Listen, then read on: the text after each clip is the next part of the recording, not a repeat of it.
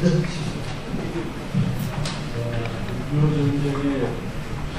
정치 사회적 영향을 이야기하려면 상당히 복잡한 좀 길게 이야기해야 합니다. 그런데 주어진 시간이 20분이니까 20분 내로 정리를 해서 말씀을 드리겠습니다. 6.25 전쟁은 전쟁사 하신 분들이 좀 잘 알겠습니다만, 제가 전쟁들을 이리저리 살펴보니까 6.25 전쟁이 매우 특이한 전쟁입니다. 아주 그 형태가 어떻게 특이하냐 하면은 꼭 축구하듯이 중앙선에서 시작해가지고 남쪽 엔드라인까지 쫙 갔다가 또 북쪽 엔드라인까지 쫙 갔다가 또 다시 중앙선을 돌파해갖고 한 3분의 1쯤 내려갔다가 다시 중앙선으로 와가지고 또 전쟁이 끝난 것이 아니고 전쟁이 멈춘 그런 겁니다. 그리고 그러니까 전쟁은 끝났는데 전쟁은 계속되는 그런 묘한 전쟁입니다. 따라서 그것이 여러 가지로 정치 사회적 영향을 많이 미치고, 전쟁이 끝났으면 그 전쟁 그 자체만으로 영향을 미치는데 전쟁이 계속되니까, 심리적인 상태로 계속되니까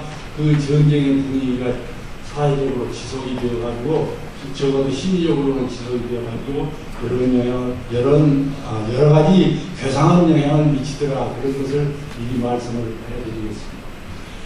6.25 전쟁이 한국의 정치와 사회에 미친 영향을 정리를 하면 영향은 여러 가지가 있겠습니다만, 중요한 것을 정리를 하면 6가지입니다. 정치적인 영향으로는 통치의 독재화, 그 다음에 반공 공고화와 중도 세력의 몰락, 세 번째는 대미 의존의 심화, 이 세 가지를 들 수 있을 것입니다.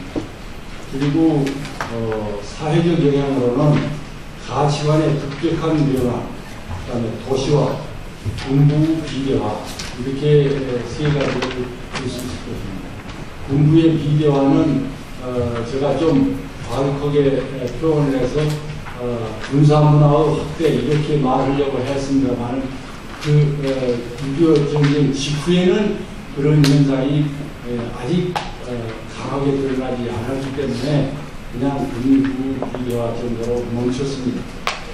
여러분, 지금 말씀드린 6가지를 항목별로 한번 정리를 해보겠습니다. 통치의 독재화, 어느 나라에서나 심지어는 아주 우회민주주의가 고도로 발달된 나라라 할지라도 큰 전쟁이 일어나면 통치가 독재화되는 경향이 있습니다. 우회민주주의를 잘하고 있는 나라들에서는 전쟁이 일어나면, 심각한 전쟁이 일어나면 통치자 또는 국가 원수 또는 행정수반에게 독재권을 임해줍니다. 그래서 전쟁을 효과적으로 수행하게 한다. 왜 전쟁은 독재를 부르는가? 전쟁이라는 것은 전쟁에 있어서 실패를 좌우하는 가장 결정적인 요소는 무엇이냐? 전쟁에 사용할 수 있는 각종 자원을 효율적으로 동원할 수 있는 것이 승패를 좌우하는 데 있어서 관건적인 요소입니다. 그런데 그런 전쟁 수행에 필요한 요소를 효율적으로 동원하려면 어떻게 해야 되느냐? 지휘관이 필요하다고 하면 동원해야 합니다. 그런데 그것을 놓고 따지게 되면 제대로 동원할 수가 없습니다. 따라서 전쟁은 독재를 불러온다, 이렇게 말할 수 있습니다. 그런데 한국에서는 전쟁이 일어나자마자, 정확히 말하면 3일 만에 수도가 점령당해버렸기 때문에 한국은 우회민주주의 국가였음에도 불구하고 전쟁에 대비할 이러저러한 정치적 절차를 취하지 못했습니다. 그냥 전쟁 맞아 이틀 만에 정부가 와해돼 버렸습니다. 그 전쟁이 정부가 와해된 건 왜 그러냐? 대통령이든 이승만 박사가 이러저런 전술적인 이유 또 보안상의 이유 때문에 그렇게 했겠습니다만, 사람들에게 알리지 않고 몰래 밤새 피난을 가버렸습니다.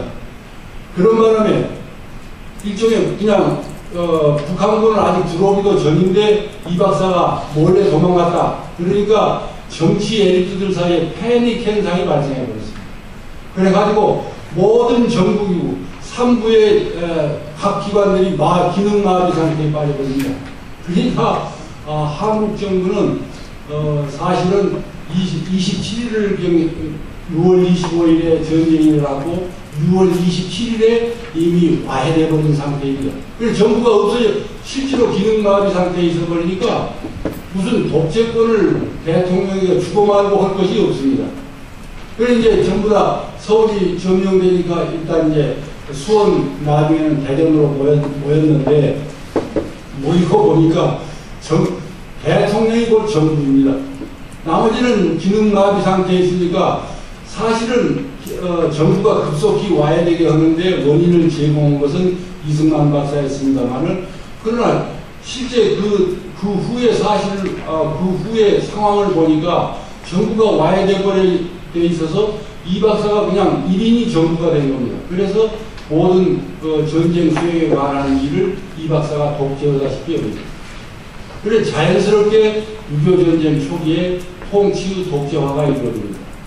그런데 또 전쟁이라는 것은 국가 원수 또는 그 시기에 있어서 행정수반에 대한 그분이 이제 어느 정도 유능하다면 그에 대한 대중과 군대의 존경심을 불러일으킵니다. 왜냐하면 국가 원수로서의 상징적인 가치가 있기 때문에 그렇습니다. 그래서 이 박사는 이 박사가 뭐 전쟁 수행을 실질적으로 주의한 것은 아니지만 그러니까 뭐 부끄러운 이야기지만 다 아시다시피 6.25 전쟁은 한국군이 독자적으로 한 것이 아니라 미군이 한국은 다 죽어버렸는데 90% 죽었는데 미군 다 죽은 한국을 미군이 와서 되살린 것이기 때문에 한국 대통령이 뭐 전쟁을 지휘하고 말고 할 것이 없습니다. 그런데 그런 조건에서 이제 있었지만은 그러나 이승만 박사는 한국 대군과 한국 군에게는 나라의 상징입니다. 그래서 이 박사는 전쟁 수행하는 동안에 대중과 군부로부터 존경심을 받게 됩니다. 이것이 정치적 자산이 된 것입니다. 그런데 한편으로는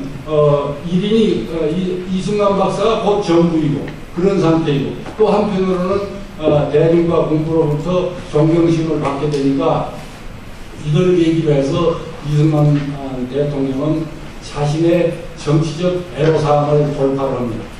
그것이 그 대표적인 것이 부산 정치파동입니다. 부산 정치파동은 이 대통령이 민주주의 원리로부터 이탈한 아주 노골적인 사건입니다. 그리고 이제 그때서부터 이제 통치 독재화가 점점 가속되게 됩니다. 여러분들이 책을 읽어보면 잘 아시겠습니다만 독재라는 것은 한 번 시작하면 퇴로가 없습니다. 그래서 흔히 말하기를 독재는 하강길이 없는 등산로와 같다. 그런 이야기를 합니다.